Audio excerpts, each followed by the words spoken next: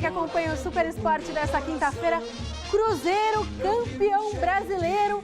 E é por isso que eu estou com um colinho azul, discreta, mas também dá aquela fechadinha, tem como? Eu passei uns cílios azuis aqui, ó, uma maquiagem azul, não sei se dá pra ver direito aí em casa, dá? Ó, dá pra ver? Entendeu? Um beijo pra você, Borges, um beijo pra vocês, jogadores do Cruzeiro. Parabéns pela belíssima campanha. Bum! Mas a gente começa o Super Esporte com tênis. Adriano Dolfi bateu um papo com um cara que orgulhou o Brasil e fez bonito em quadra nesse ano de 2013, Bruno Soares. Olha só. Ele é a grande sensação do tênis brasileiro. 31 anos, 25 torneios disputados no ano e 6 títulos ao lado do austríaco Alex Peia. Graças a esse desempenho, ele terminou o ano como número 3 do ranking individual de duplas, apenas atrás dos irmãos Bryan. 2013 foi um ano para ficar guardado. 16 semifinais, 6 títulos, 5 finais, tem que até lembrar, melhor ranking da história de um brasileiro, número 3. E segunda melhor dupla da temporada, atrás apenas dos irmãos Bryan. Então realmente um ano que eu consegui conquistar todos os meus objetivos, quase todos, queria ter ganhado um grande slam também, mas bateu na trave, mas sem dúvida nenhuma a melhor temporada que eu tive, espero que 2014 seja ainda melhor. No ATP Finals em Londres, Bruno caiu na semifinal, mas a experiência ficará guardada. Não, foi fantástico, o torneio é o ápice do esporte, eu acho, onde reúne os 8 melhores jogadores de simples, os 8 melhores duplas, então ali está a elite do tênis. É um torneio fantástico.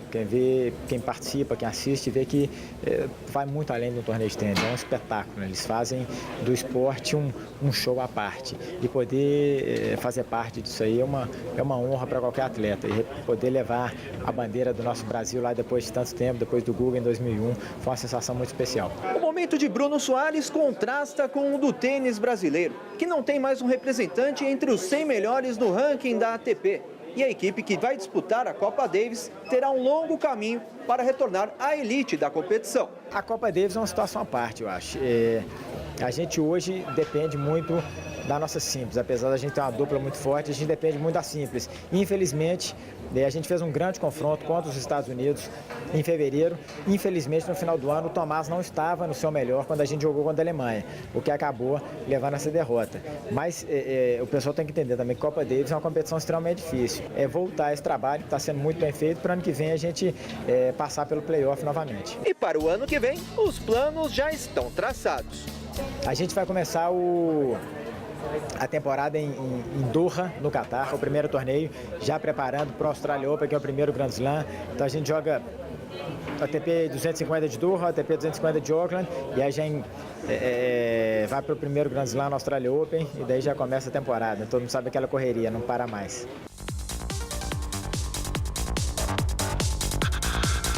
Ó, Cruzeiro! Intervalo, jogo rápido aqui no Super Esporte. Daqui a pouco voltamos com o Godoy. Até já.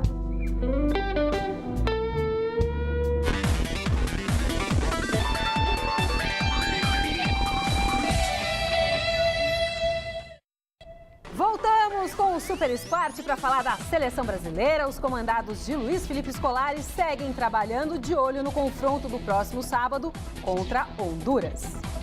A seleção brasileira fez ontem em Miami mais um treinamento visando a partida deste sábado contra Honduras, nos Estados Unidos.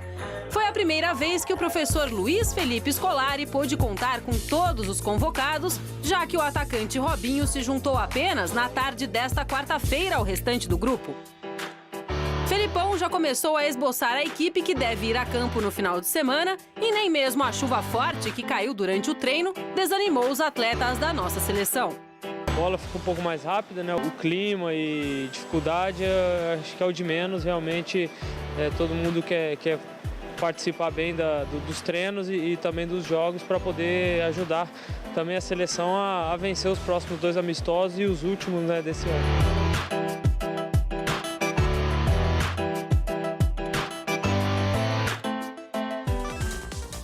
O meia atacante William foi a principal novidade na equipe titular no treinamento de ontem da nossa seleção. O jogador do Chelsea fez parte do trio de ataque escolhido inicialmente por Felipão ao lado de Jô e Neymar.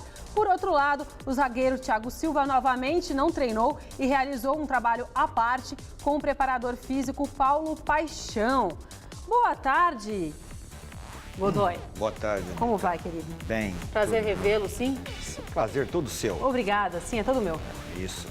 E aí, que podemos falar de seleção brasileira? Da seleção brasileira, podemos falar que está certo o Filipão em colocar esses jogadores que estão tendo a oportunidade pela primeira vez de jogar mais tempo, mostrarem a sua qualidade, se tem condições ou não de fazerem parte dessa lista definitiva. Então tem que colocar para jogar mesmo. O negócio de ficar colocando 10, 15 minutos não resolve, não. Coloca o jogo todo lá, se não estiver mostrando nada nos primeiros 45 minutos, saca. É claro que tem um nervosismo inicial, o jogador vai entrar com a responsabilidade de realmente saber que está sendo analisado e pode ser a oportunidade que faltava ou que está tendo.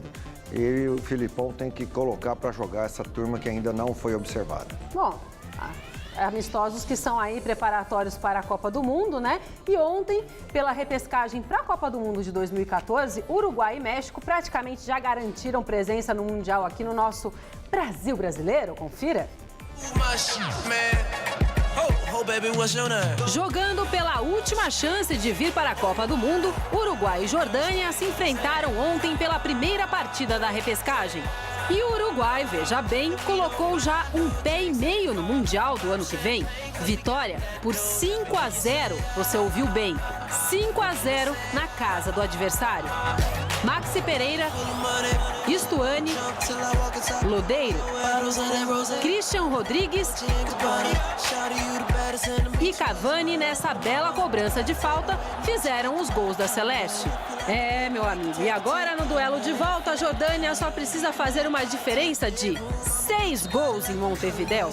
É, eu acho que dá pra cravar que os nossos vizinhos vêm nos visitar em 2014. Situação parecida vive o México, que fez 5-1 na Nova Zelândia ontem, também pela primeira partida da repescagem. A diferença é que o jogo dos mexicanos foi em casa. Semana que vem, a seleção do Chapolin Colorado vai até a Oceania e pode perder por até 3 gols de diferença. Ha! Não contavam com minha astúcia?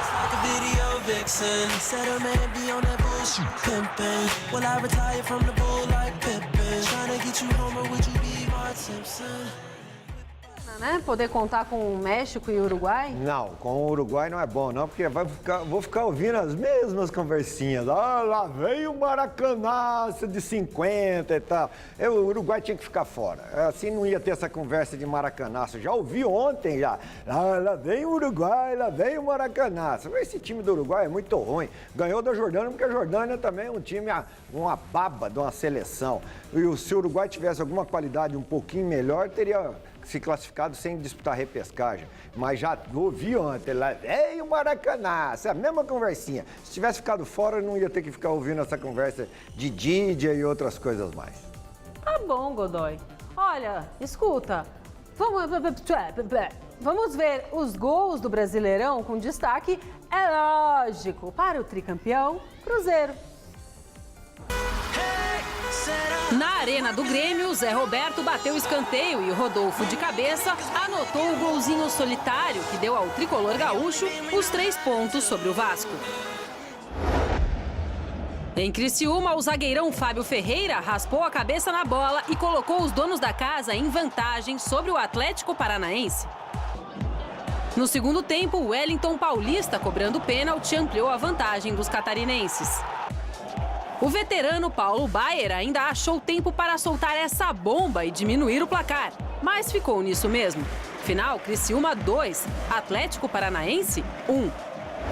A derrota do Furacão foi muito comemorada pelos jogadores do Cruzeiro durante o jogo entre a equipe celeste e o Vitória no Barradão. O jogo em Salvador estava empatado por 1-1, gols de William para os mineiros e de Ney para os baianos.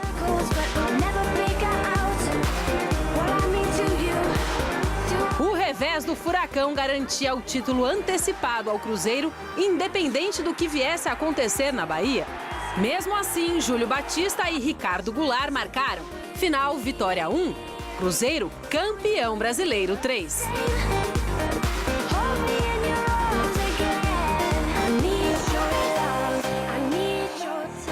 Existe um grande clube na cidade que mora dentro do... Mas eu ia falar, antes de falar do Cruzeiro, porque o Cruzeiro a gente vai falar bastante, Paulo Baier fez o 100º gol dele, né? Com 39 anos, 100º gol em campeonatos de pontos corridos.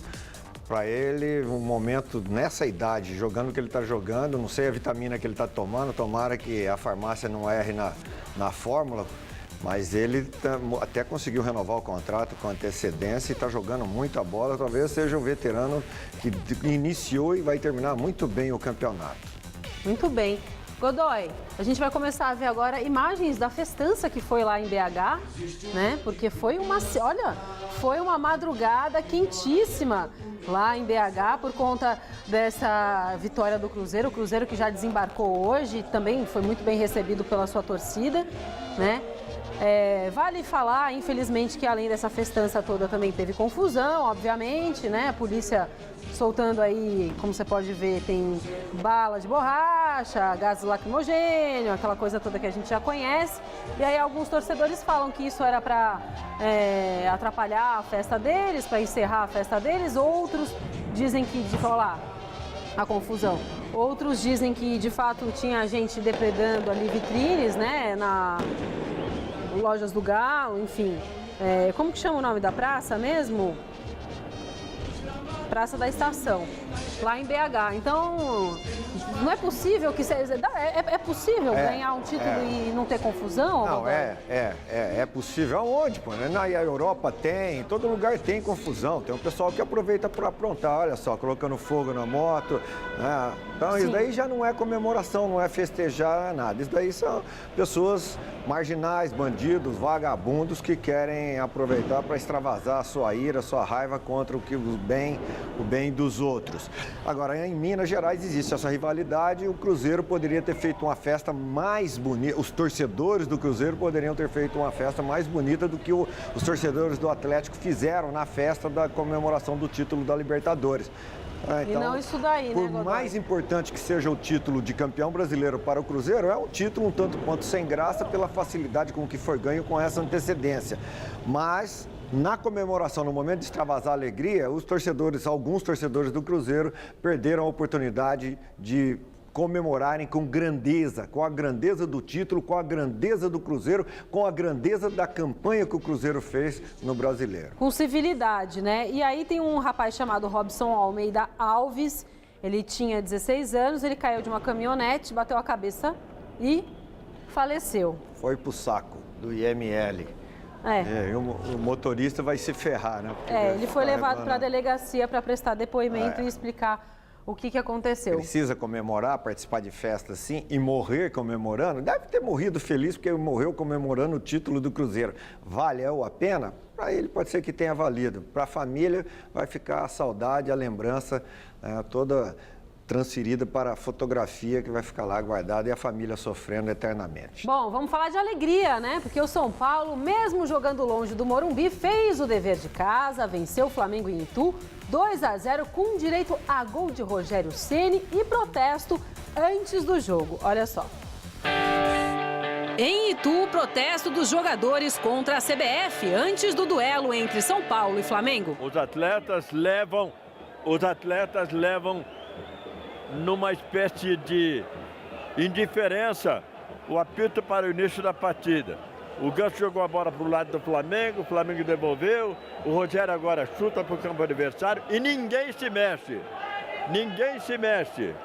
Mostra aí o time do São Paulo, ó, todo mundo parado nos seus respectivos lugares. Embora a bola em movimento, eles encontraram a maneira de fazer o seu protesto sem que o árbitro possa reprimi-los, porque eles estão tocando a bola. Já durante o jogo mesmo, o tricolor saiu na frente do Mengão de pênalti. Rogério Ceni foi para a cobrança e abriu o marcador do estádio Novelli Júnior. O segundo do time paulista saiu nesta enfiada de bola de Ganso para Ademilson, que bateu cruzado e fechou o placar. Final, São Paulo 2, Flamengo 0. Os jogadores realmente estão de parabéns, porque compraram a ideia de que tinha que dar um pouquinho a mais, ou muito a mais, porque a gente estava devendo, a gente não tá claro, tá aliviado, não tá feliz, tá aliviado porque não é fácil esses 2 meses, o cara não dorme mesmo, só faz conta, e não pode um time desse tamanho tá brigando para não cair, então tem que se fazer perguntas para ver por que aconteceu isso. Vou atender. Oi? Você está ao vivo na coletiva aqui? Não, tchau não, fica aí, eles estão querendo que você fale um pouco aí. Tá tudo bem aí? Então tá bom, um beijo aí ao vivo aí. Tchau, um beijo. É a esposa? Porque vai ser quem, cara? Se não atendeu, Caio, né? Pois é, com mulher é assim, com futebol e com mulher. Se não atendeu, Caio. Tá certo ele, né, Godoy? É mais fácil cair em casa do que no São Paulo, né? No São Paulo ele é ídolo, querido, e está venceu, com tudo. Né, Godoy? Está com tudo. Agora em casa, se não tiver correspondendo, e às vezes, né, o resultado do campo atrapalha o resultado no gramado em casa. Mas o importante, e nós estamos ouvindo bastante isso, é que quando perde, o time está cansado. Quando ganha, superação. Se superou. Mas o interessante nessa rodada foi o protesto dos jogadores. Esse protesto que o Bom Senso Futebol Clube fez, interessantíssimos. Em alguns jogos, ninguém mexeu, ninguém jogou. Em outro, como no caso do São Paulo, ficaram movimentando a bola e os árbitros sabem que não podem fazer nada contra essa atitude dos jogadores. Mesmo que a CBF tenha falado, tem que mostrar amarelo para todo mundo. Não tem que mostrar amarelo nenhum. Tem que esperar, porque sabia que aquilo ali seria e foi momentâneo. Portanto, bom senso para os jogadores, bom senso para a arbitragem e um péssimo senso da CBF. Bom, e o Bom Senso ontem soltou uma nota, né? Falando que ia ter essa manifestação na rodada. E aí eu quero ler um trechinho. Eles falaram: queremos deixar claro mais uma vez que aceitaremos passar pelas dificuldades de 2014, anos de Copa do Mundo, se obtivermos mudanças importantes e profundas para 2015. O simples aumento da pré-temporada não é suficiente e atinge apenas uma parcela mínima dos clubes e atletas do país. A entidade precisa se comprometer com propostas, melhorias e ações para todos os clubes do Brasil. Enquanto não obtivermos um retorno oficial, as manifestações aumentarão a cada rodada. Porque esse negócio de calendário aí é problema só para os grandes clubes. Os clubes pequenos desse Brasil, que são maioria, estão ferrados. Então é que esse movimento atinge principalmente a maioria, que a maioria está desamparada. Goiás, agora o Goiás é o mais novo integrante do G4. Ontem o clube esmeraldino afundou ainda mais a Ponte Preta. No Serra Dourada, o Goiás bateu a Ponte Preta por 2-0. Gols de Eduardo Sacha, que não é o filho da Xuxa, e Ramon só tendo que colocar pra dentro. A vitória colocou os goianos no G4, enquanto que a Macaca se afundou ainda mais na zona do rebaixamento. E no Couto Pereira, o Corinthians venceu mais uma e espantou de vez qualquer risco de rebaixamento, 1-0 para cima do Coritiba. No Couto Pereira, o Corinthians bateu o Coritiba fora de casa. Romarinho aproveitou a bobeira da zaga e tocou para o volante Guilherme, que bateu forte no canto do goleiro do Coxa. Final, 1-0 Timão.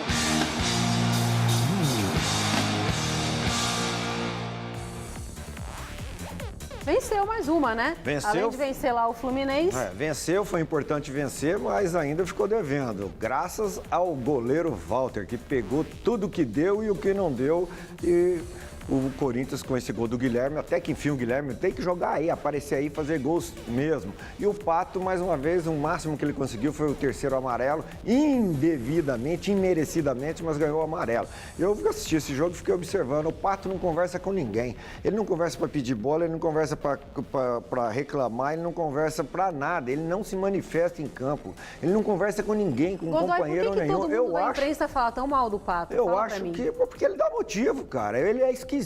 E os assessores deles, os assessores são ruins pra caramba, porque deviam transformar a imagem desse rapaz. Ele ainda não se deu conta e os assessores também não. Não aprenderam nada com os assessores do Neymar e do Ronaldo Fenômeno. Ele é uma pessoa sem apelo nenhum, como atleta sem apelo nenhum. E os assessores não mudam a imagem dele. O cara dentro do campo não conversa com o companheiro, cara. Bom, vamos falar do Palmeiras? A equipe do Palmeiras desembarcou ontem à noite em São Paulo depois da derrota para o Paysandu em Belém. E o Felipe Esboril acompanhou a chegada do quase campeão da Série B. Oi, Anitta, um grande abraço para você e para o pessoal acompanhando o Super Esporte. Na noite desta quarta-feira, a equipe do Palmeiras desembarcou aqui em São Paulo depois da derrota pela Série B para o Paysandu, 1-0 em Belém do Pará. Depois também das grandes polêmicas que aconteceram por lá. José Carlos Brunoro, ainda nos vestiários após a partida, confessou que o Palmeiras foi atrás de Marcelo Bielsa para ser o técnico no ano do centenário. O argentino não aceitou a proposta. Então, agora o foco é a renovação de contrato com Gilson Kleina. Uma reunião aconteceu, mas ainda nada de renovação. E o técnico Gilson Kleina acabou descendo aqui no Aeroporto Internacional de Guarulhos, bastante chateado com a situação. Na verdade, foi falado no futebol em geral, foi falado num contexto, trazer o Palmeiras para a elite futebol brasileiro. Isso aí já está te garantindo, né, muitas situações. O Palmeiras se dimensiona, colocar em outro patamar. Basta a gente se manter nessa situação, o mesmo foco, o mesmo trabalho, a mesma desenvoltura, profissionalismo sempre. Você sentiu um susto a hora que a diretoria te falou que estava atrás do Bielsa? Não, susto não. Sempre falei que acatava qualquer direito da diretoria. O importante é como que a gente vai se posicionar, como é que a gente vai rever daqui para frente. O foco é fazer de tudo que a gente possa fazer a pontuação e dar o título. É isso que a gente tem que pensar para coroar esse trabalho aí. Os jogadores também terem mais tranquilidade. Nem sentir preterido não. Tem que cumprir meu papel, cumprir meu contrato para fazer realmente aquela missão que foi nos dada. Falta apenas um ponto para o Palmeiras conquistar a Série B do Campeonato Brasileiro. E neste sábado, no Pacaembu, o adversário é o Boa Esporte. Gilson Kleina não vai contar com o Henrique, que foi expulso e ficou bastante chateado de ficar de fora dessa partida. Claro que me arrependo. Me arrependo muito, mas futebol, né, as coisas acontecem muito rápido e né, acho que no calor do jogo, na ansiedade de ganhar, para logo ali já né, definir isso aí, então para que a gente fica triste de estar fora, mas a gente vai estar sendo na torcida. Algumas reuniões devem acontecer ao longo da semana para a renovação de Gilson Kleina e de mais 13 jogadores que têm o contrato encerrado até o final desta temporada. Valeu, Esboril. E aí, passando para você, hoje tem Santos e Bahia, Fluminense e Náutico e Atlético Mineiro e Internacional, tá? Para você acompanhar a rodada. Ficamos por aqui, Godoy? Ficamos, né? À tarde estou aí no Gazeta Esportiva. Até mais. Até mais tarde. Tchau.